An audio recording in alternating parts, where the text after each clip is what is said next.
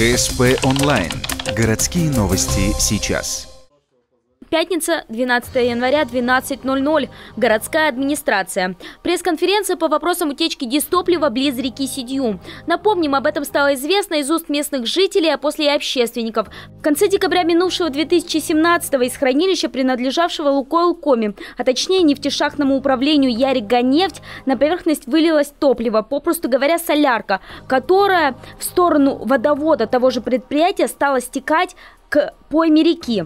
Охотники и рыбаки, увидевшие это, сообщили местным активистам Комитета по спасению Печоры. Представитель организации выехал к хранилищу, после чего опубликовал фото и видео, а также рассказал о деятельности Лукойла на месте. Снег около трубы там подтаивает.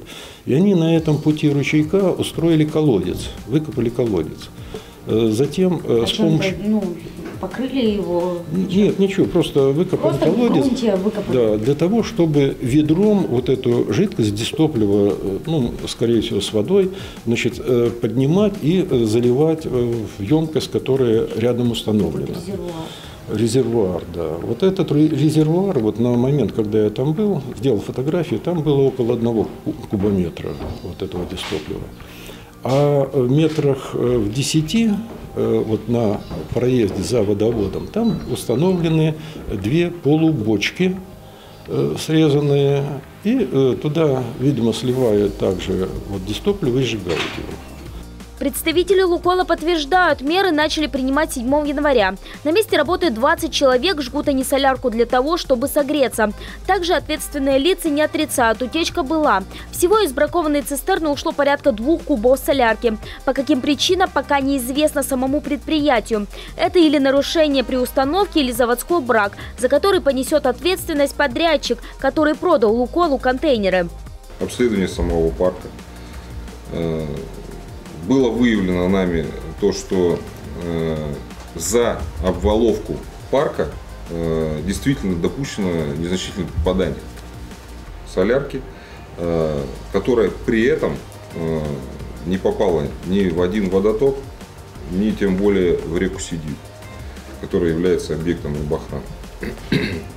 Значит, сам резервуарный парк, он находится на расстоянии 1300 метров от русла реки, от водозабора, водозаборных сооружений непосредственно. Водоохранная зона соблюдена при этом. Лаборатория нефтяников сделала забор проб как грунта, так и воды в реке Сидью.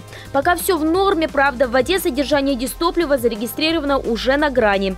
Для справки, в 8 цистернах, созданных по принципу резиновой грелки и помещенных в грунт, находится 2000 кубов дистоплива. Оно было привезено к реке Сидью для работы насосной станции, которую через непродолжительное время работы было решено остановить. Правда, вывести теперь уже ненужную солярку не удалось по ряду причин. Региональное природоохранное ведомство утверждает, очевидно, ситуация с утечкой чье-то упущение.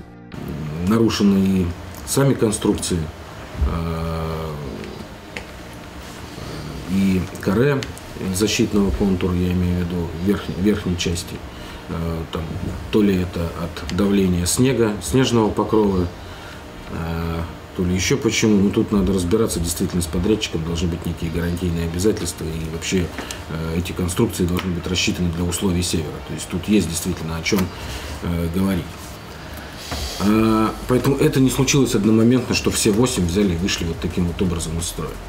По рекомендации Романа Полшветкина, забор проб воды должен продолжаться в ежедневном режиме, а результаты необходимо доносить до общественности. В свою очередь, нефтяники обещают убрать хранилище и провести текущую рекультивацию земель до периода активного таяния снега. А еще организовать на место хранилища экскурсию для общественников и журналистов.